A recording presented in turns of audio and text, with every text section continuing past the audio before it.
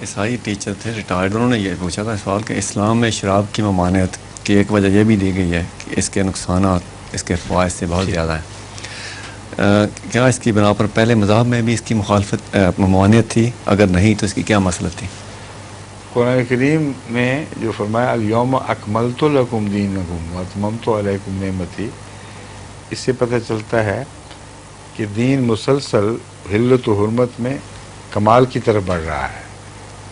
اس لیے پہلے ابتدائی دور کے انسان پر وہ پابندیاں نہیں لگائی گئیں جو اس وقت اس کے لیے زیادہ بوجھ ہوتی ہیں.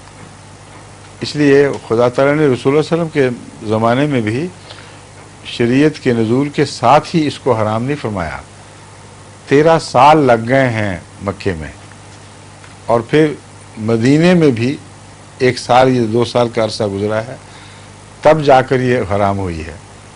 جس کا مطلب تھا کہ فی ذاتے ہی اس طرح حرام نہیں ہے جیسے غلاظت حرام ہے.